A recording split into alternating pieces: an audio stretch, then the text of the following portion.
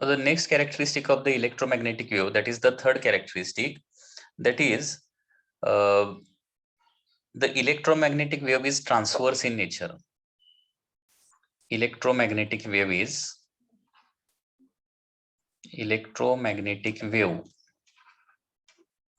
is transverse in nature.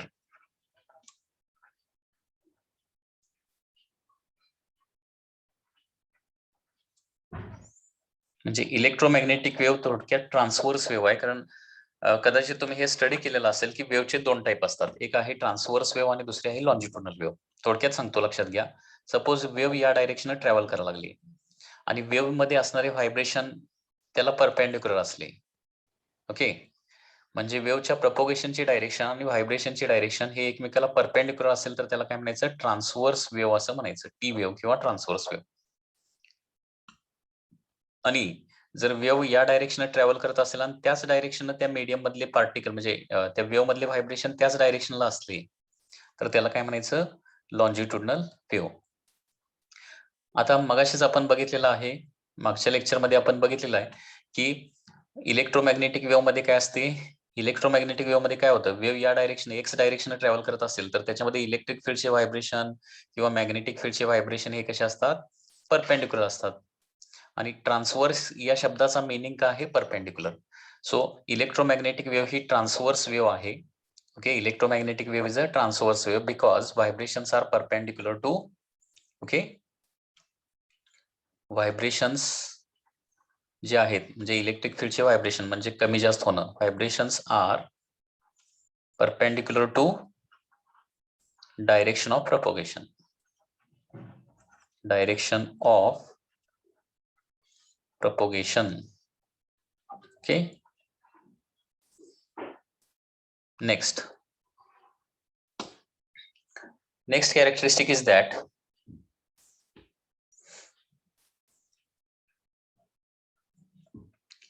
electric field vibrations and magnetic field vibration. Electromagnetic wave मध्ये काय असतात? Electric फील्डचे आणि मॅग्नेटिक फील्डचे व्हायब्रेशन्स असतात आणि हे व्हायब्रेशन कसे असणार आहेत? एकमेकाला परपेंडिक्युलर, म्युच्युअली परपेंडिक्युलर असं त्याला आपण म्हणतो. आणि प्रपोगेशनच्या डायरेक्शनला देखील परपेंडिक्युलर असतात. हे डायग्राम मध्ये देखील दिसते, लक्षात घ्या. Suppose electromagnetic wave x direction travel करत असेल त्यावेळी इलेक्ट्रिक फील्डचे direction for example Y direction असतात आणि मॅग्नेटिक फील्डचे व्हायब्रेशन कसे असतात? झेड डायरेक्शन असतात. म्हणजे ह्या तिन्ही डायरेक्शन कशा आहेत? एकमेकाला परपेंडिक्युलर आहेत. ओके, तर लक्षात घ्या, in electromagnetic wave EM wave vibrations of electric field, magnetic field, electric field comma magnetic field are कशा असणार आहेत? Perpendicular to each other. Perpendicular to each other, एकमेकाला परपेंडिक्युलर आहेत. And perpendicular to and also perpendicular to, जे electric field magnetic field एकमेकाला perpendicular आहेत आणि त्याचबरोबर कुणाला परपेंडिक्युलर आहे? डायरेक्शन ऑफ प्रपोगेशनला. And also perpendicular to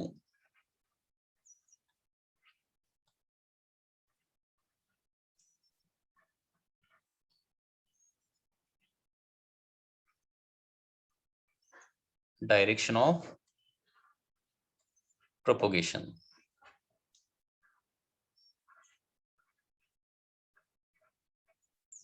okay, त्याचबरोबर आणखी एक महत्त्वाची गोष्ट म्हणजे इलेक्ट्रिक फील्ड आणि मॅग्नेटिक फील्ड ही नेहमी इन फेज असतात. Okay, electric field and magnetic field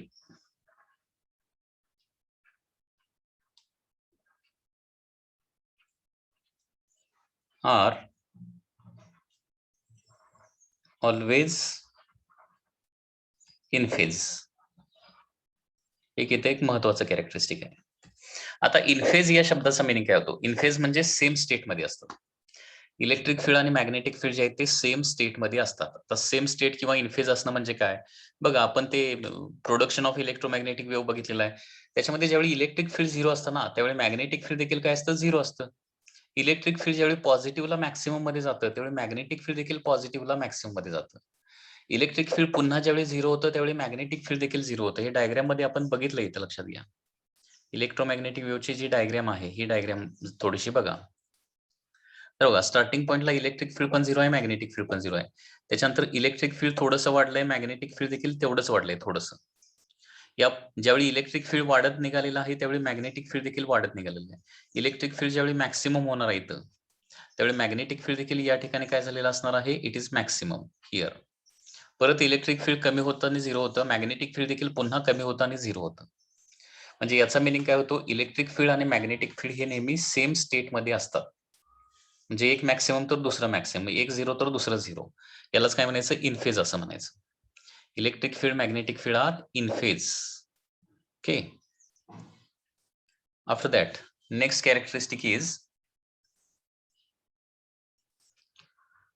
electromagnetic wave is not deflected by electric field as well as magnetic field.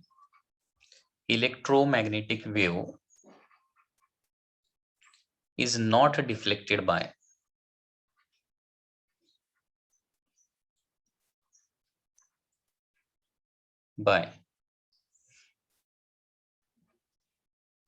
electric or magnetic field. याचा मीनिंग काय झाला माहितीये का? सपोज इथे इलेक्ट्रिक फील्ड आहे आणि त्या इलेक्ट्रिक फील्ड मधून इलेक्ट्रोमॅग्नेटिक वेव्ह जात असेल तर ती स्ट्रेटच जाते. म्हणजे इलेक्ट्रिक फील्ड किंवा मॅग्नेटिक फील्ड त्यांच्या पाथ मध्ये आलं तर ती आपली डायरेक्शन चेंज करत नाही. म्हणजे फॉर एक्झाम्पल, सपोज ही अशी एक इलेक्ट्रोमॅग्नेटिक वेव्ह निघालेली आहे. स्ट्रेट इलेक्ट्रोमॅग्नेटिक वेव्ह कशी ट्रॅव्हल करते? स्ट्रेट पाथनं ट्रॅव्हल करते. आता मध्येच त्यांच्या पाथमध्ये सपोज इलेक्ट्रिक फील्ड इथं आलं. इलेक्ट्रिक फील्ड असं suppose downward direction electric field आहे. आता इलेक्ट्रिक फील्ड मधून पास होत असताना इलेक्ट्रोमॅग्नेटिक वेव्ह आहे तशी जाते. ती वर किंवा खाली अजिबात डिफ्लेक्ट होत नाही. म्हणजे याचाच अर्थ काय होतो? इलेक्ट्रोमॅग्नेटिक वेव्ह वर इलेक्ट्रिक फील्ड किंवा मॅग्नेटिक फील्डचा कुठलाही इफेक्ट होत नाही. Okay.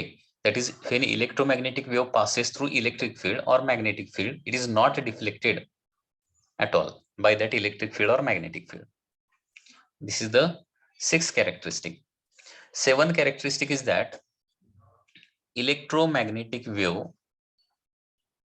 that is EM wave,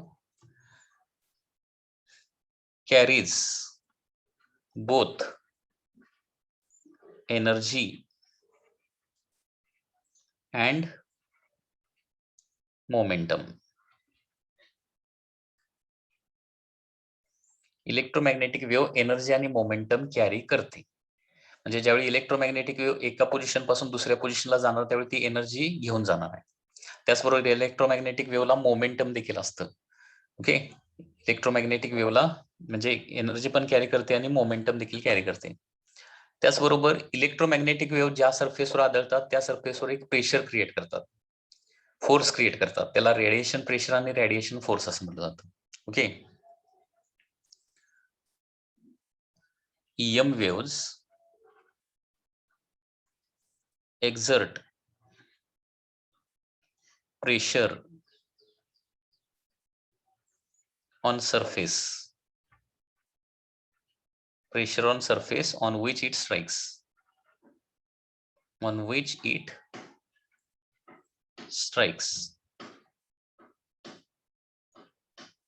म्हणजे इलेक्ट्रोमॅग्नेटिक वेव्ह ट्रॅव्हल करून एखाद्या सरफेसवर सपोज स्ट्राईक झाली तर ती काय करते? त्या सरफेसवर काय करते? प्रेशर एक्झर्ट करते.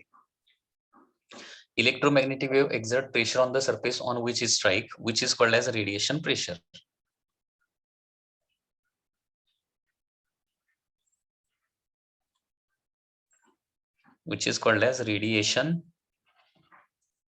pressure.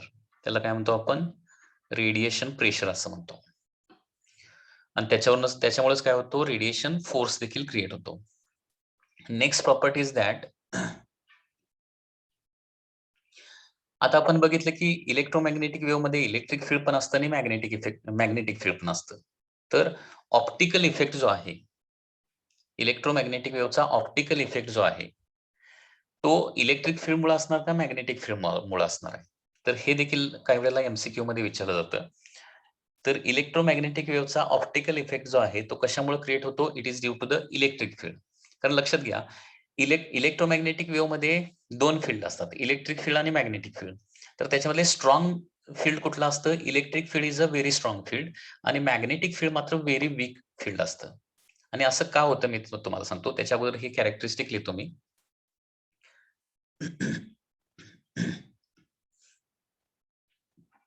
In electromagnetic wave,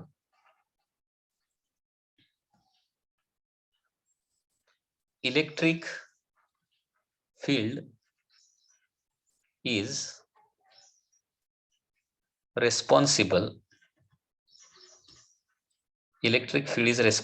for optical effect. Electric field is responsible for the optical effect. Okay. याचं रिझन काय आहे? Electric field strongest and magnetic field is weakest. कारण आपण लक्षात घ्या, ई आणि बी मधलं रिलेशन बघितलेलं आहे मागच्या लेक्चरला. तर velocity of light C is equal to काय असतं? ई बाय बी असतं. हे रिलेशन आपण बघितलेलं आहे. ओके. तर याच्यावर मॅग्नेटिक फील्डचा फॉर्म्युला काय असतो? Electric field divided by C असं येणार आहे. म्हणजे सी आणि बी ला फक्त इंटरचेंज केलेला आहे. आता E divided by velocity of light किती असते रे? 3 × 10⁸. म्हणजे इलेक्ट्रिक फील्डला 3 × 10⁸ न डिवाइड केलं तर आपल्याला मॅग्नेटिक फील्ड मिळतं त्या इलेक्ट्रोमॅग्नेटिक वेव्ह मधलं. म्हणजे ऍझ्युम करा की इलेक्ट्रिक फील्ड जरी 1 लाख असलं, 1 लाख, इलेक्ट्रिक फील्ड जर 1 लाख असेल, 10⁵ असेल, तर मॅग्नेटिक फील्ड किती असणार आहे? 1 लाख डिवाइडेड बाय 3 × 10⁸. म्हणजे ते देखील किती येणार? 0.00 मध्ये येणार. म्हणजे ज्यावेळी इलेक्ट्रिक फील्ड लॅक्स मध्ये असतं त्यावेळी मॅग्नेटिक फील्ड 0 पॉईंट मध्ये असतं. म्हणजे याचा अर्थ इलेक्ट्रोमॅग्नेटिक वेव्ह मध्ये कुठलं फील्ड स्ट्रॉंग असतं? Electric field is very strong as compared to magnetic field.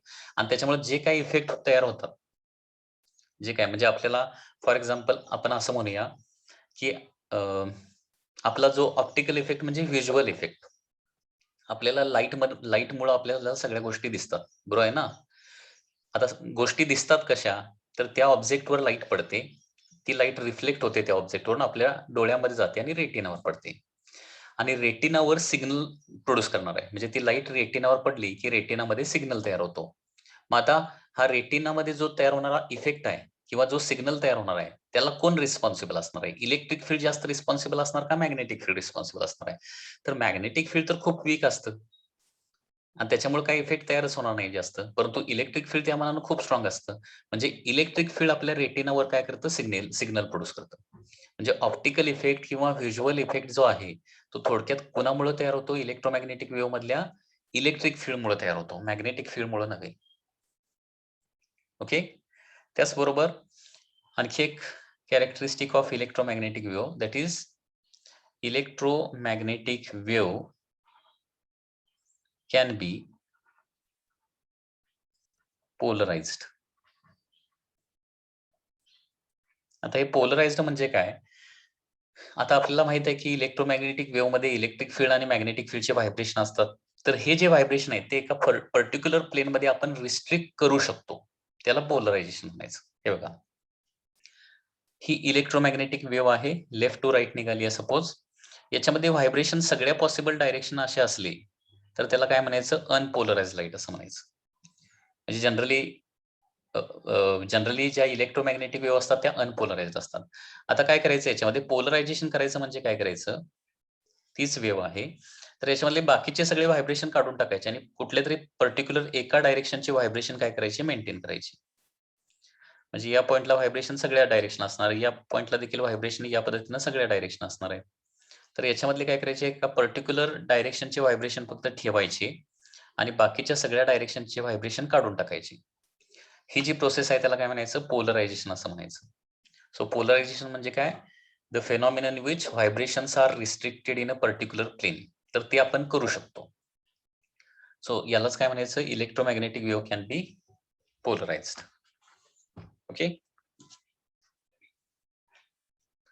त्याचबरोबर next 11th characteristic. 11th characteristic is that electromagnetic waves obey superposition principle of waves. Okay.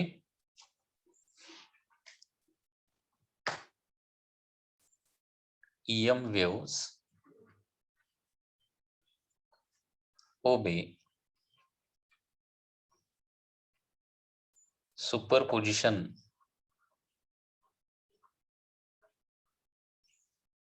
principle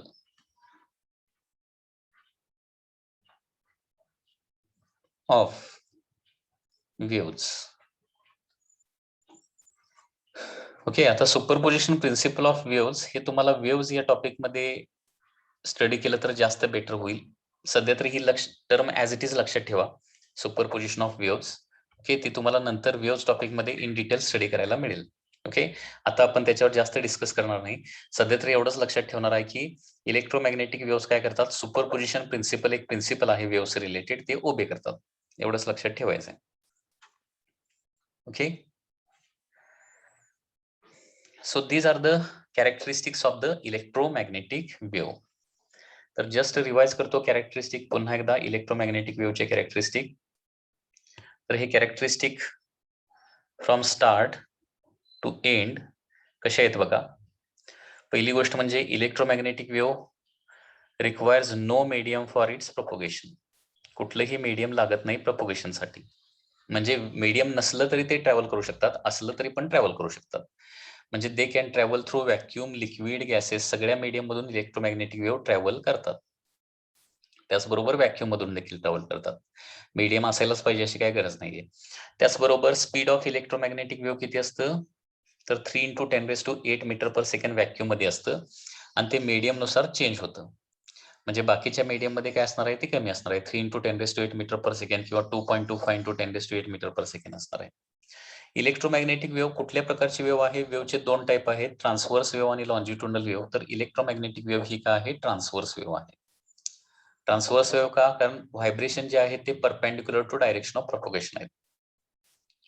त्याचबरोबर इलेक्ट्रोमॅग्नेटिक वेव्ह मध्ये electric field असतं आणि magnetic field असतं. Electric field आणि magnetic field हे एकमेकाला कसे असतात, परपेंडिक्युलर, म्युच्युअली परपेंडिक्युलर असतात. आणखी कोणाला परपेंडिक्युलर असतात, to the direction of propagation, direction of प्रोपोगेशनला देखील परपेंडिक्युलर असतात. त्याचबरोबर इलेक्ट्रिक फील्ड आणि मॅग्नेटिक फील्ड हे नेहमी कसे असतात, इन फेज असतात. ओके, म्हणजे एक वाढला की दुसरा वाढतो, एक कमी झाला की दुसरा कमी होतो, एक झिरो झाला की दुसरा झिरो होतो. त्याच्याबरोबर इलेक्ट्रोमॅग्नेटिक वेव्ह एखाद्या इलेक्ट्रिक किंवा मॅग्नेटिक फील्ड मधून पास झाली तर ती डिफ्लेक्ट होत नाही, as it is stretch travel करते. इलेक्ट्रोमॅग्नेटिक वेव्ह स्वतः बरोबर एनर्जी आणि मोमेंटम कॅरी करते. It carries energy and momentum. त्याचबरोबर इलेक्ट्रोमॅग्नेटिक वेव्ह ज्या सरफेसवर आदळणार त्या सरफेसवर काय करते, प्रेशर एक्झर्ट करते, फोर्स एक्झर्ट करते. त्याला काय म्हणायचं, रेडिएशन प्रेशर असं म्हणायचं. त्याचं कॅल्क्युलेशन आपल्याला पुढे आहे. त्याचबरोबर हा एक इम्पॉर्टंट पॉइंट आहे याच्यामध्ये, optical effect of electromagnetic wave कुणामुळे प्रोड्यूस होतो. इलेक्ट्रोमॅग्नेटिक वेव्हचा ऑप्टिकल इफेक्ट कुणामुळे प्रोड्यूस होतो, इलेक्ट्रिक फील्ड की मॅग्नेटिक फील्ड की दोघांच्यामुळे. तर त्याचा करेक्ट आन्सर येणार आहे इलेक्ट्रिक फील्ड ओनली. त्याच्याबरोबर इलेक्ट्रोमॅग्नेटिक वेव्हचं काय करू शकतो आपण, पोलरायझेशन करू शकतो. ओके, आणि शेवटचं कॅरेक्टरिस्टिक काय आहे, इलेक्ट्रोमॅग्नेटिक वेव्ह सुपरपोजिशन प्रिन्सिपल ओबे करतात. ओके, दे ओबे superposition principle of the waves. So these are the characteristics of the electromagnetic waves. Next is the equation of electromagnetic wave. Equation of electromagnetic wave.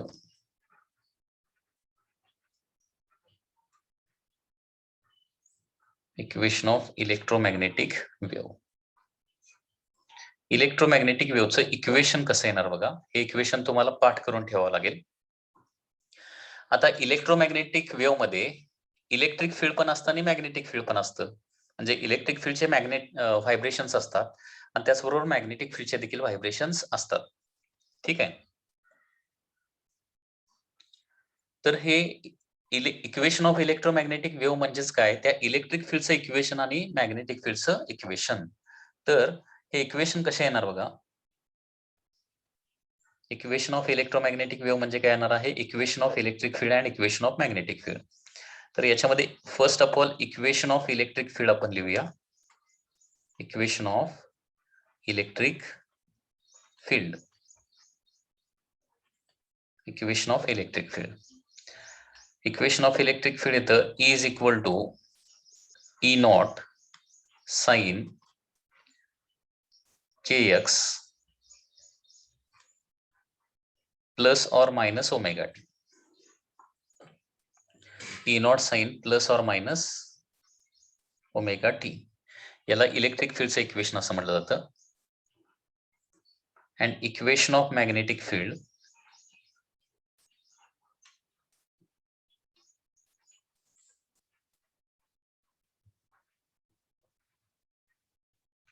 असतं B is equal to B naught sign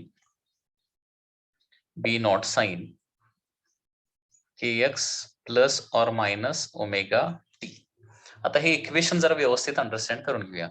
E म्हणजे electric field आणि B म्हणजे काय असतं magnetic field. Okay. आता electric field magnetic field जे आहे ते टाइमवर डिपेंड असतं. विथ रिस्पेक्ट टू टाइम ते कंटिन्युअसली चेंज होतं ना. ओके. तर ते साइन फंक्शन चेंज होतं. इथं इक्वेशन मध्ये काय आलेलं आहे साइन इक्वेशन, साइन आलेला आहे साइन फंक्शन, आणि म्हणून याला सायन्यूसायडल वेव्ह असे म्हणतो आपण. लक्षात घ्या सायन्यूसायडल वेव्हज. ओके. आता याच्यामध्ये ई नॉट म्हणजे काय असणार आहे? ई नॉटला म्हणायचं maximum value of electric field.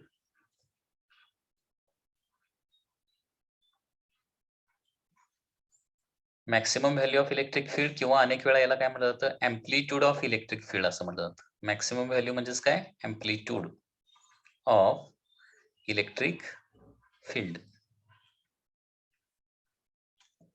बरोबर.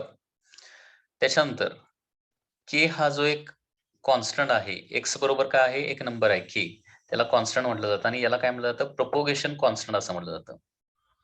प्रोपोगेशन कॉन्स्टंट याला काय म्हणायचं प्रोपोगेशन कॉन्स्टंट. आणि याचा एक फॉर्म्युला आहे that is 2 pi by lambda. Lambda म्हणजे माहिती असेल तुम्हाला, लॅम्बडा म्हणजे वेव्हलेंथ असतं.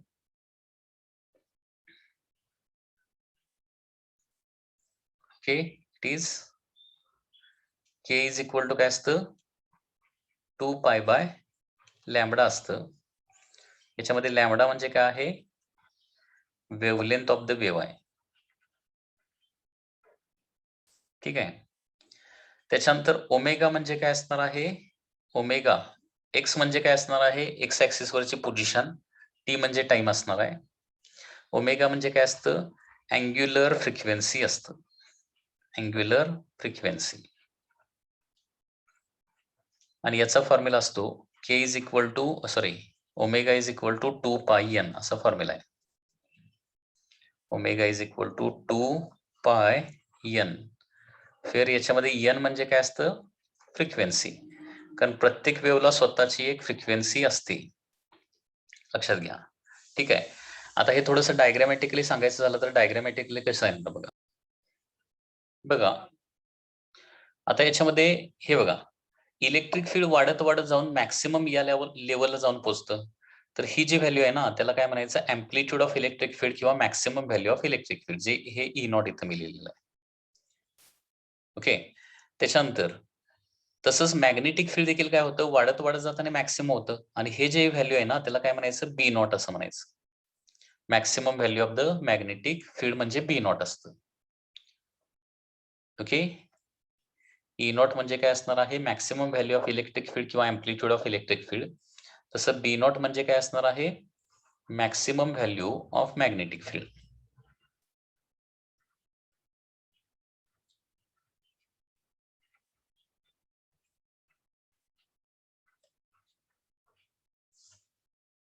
किंवा त्यालाच काय म्हणतो दुसरा वर्ड काय अँप्लिट्यूड.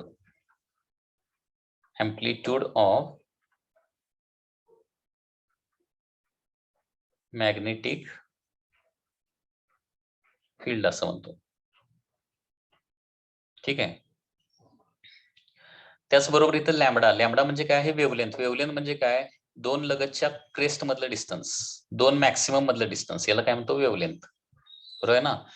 हे तुम्ही अप टू 10 स्टडी केलेला असणार आहे. या पद्धतीनं अशा प्रकारे एखादी वेव्ह असेल तर याच्यामध्ये दोन लगतच्या क्रेस्ट मधलं याला मॅक्स जो कॉन्व्हेक्स पार्ट आहे याला काय म्हणतो, क्रेस्ट असं म्हणतो. या दोन लगतच्या क्रेस्ट मधलं डिस्टन्स म्हणजे काय असतं, वेव्हलेंथ असतं. ओके. फ्रिक्वेन्सी म्हणजे काय असतं, number of oscillations perform per second. प्रत्येक सेकंदाला ते किती ऑसिलेशन्स परफॉर्म करतं. फॉर एक्झाम्पल आपली जी व्हिजिबल लाईट आहे, व्हिजिबल लाईट, तर त्याच्यामध्ये किती ऑसिलेशन पर सेकंड असतात, 10⁻14 टू 10⁻15 ऑसिलेशन्स किंवा व्हायब्रेशन्स पर सेकंड असतात. 10⁻14 टू 10⁻15 पर सेकंड. ओके. त्याचबरोबर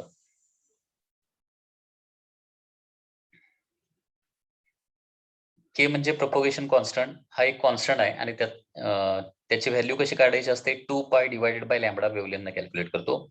ओमेगा म्हणजे अँग्युलर फ्रिक्वेन्सी असते आणि अँग्युलर फ्रिक्वेन्सी कशी काढायची, 2π into frequency.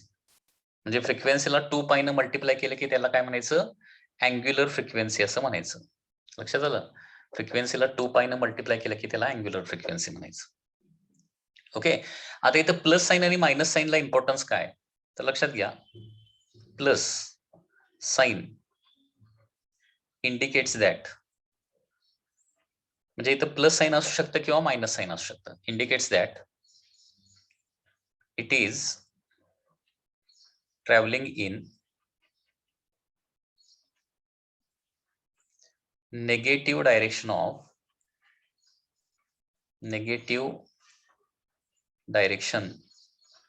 of x axis. It is travelling in negative. म्हणजे प्लस असलं तर एक्स ऍक्सिसच्या अपोजिट डायरेक्शन निघाली, म्हणजे एक्स टुवर्ड्स राईट असेल तर ते लेफ्टला जात असणार आहे. आणि नेगेटिव्ह साइन जर तिथं असेल तर त्याचा काय मिनिंग काय घ्यायचं आहे, negative sign indicates that the wave is traveling, that is it is traveling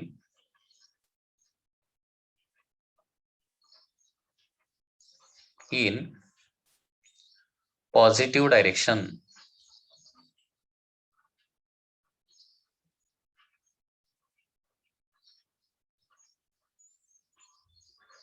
of x axis.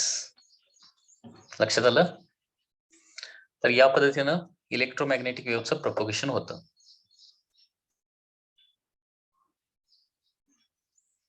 ठीक आहे. म्हणजे पॉझिटिव्ह निगेटिव्ह हे काय सांगतं, तुमचं डायरेक्शन सांगतात.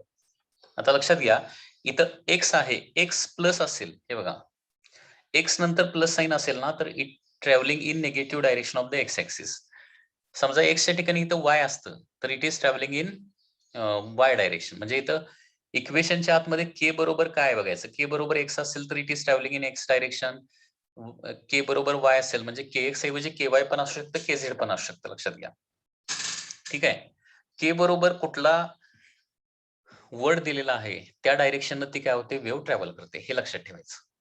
के एक्स असेल तर travelling in x direction, K y असेल तर travelling in Y direction, K Z असेल तर ट्रॅव्हलिंग इन झेड डायरेक्शन. आणि प्लस मायनस नुसार काय होणार आहे, ते प्लस असेल तर निगेटिव्ह डायरेक्शन ट्रॅव्हल करते आणि मायनस असेल तर पॉझिटिव्ह, म्हणजे बरोबर उलट घ्यायचं आहे. ओके. तर लक्षात ठेवा, इक्वेशन मध्ये के एक्स के वाय किंवा के झेड असू शकतं. के एक्स म्हणजे काय, के वाय म्हणजे काय आणि के झेड म्हणजे काय. म्हणजे के बरोबर आयदर एक्स असणार आहे किंवा वाय असणार आहे किंवा झेड असणार आहे. याच्यावर एमसीक्यू आहेत, त्याच्यामुळे हे लक्षात ठेवा. के एक्स असेल तर travelling along x axis, travelling along x axis. Okay. K y असेल तर ट्रॅव्हलिंग अलॉंग वाय ऍक्सिस आणि के झेड असेल तर इक्वेशन मध्ये ट्रॅव्हलिंग अलॉंग झेड ऍक्सिस. हे कधीही विसरायचं नाही. ओके. या काही गोष्टी आहेत ज्या तुम्हाला व्यवस्थित लक्षात ठेवाव्या लागेल. आणि प्लस असेल तर नेगेटिव्ह डायरेक्शन ट्रॅव्हल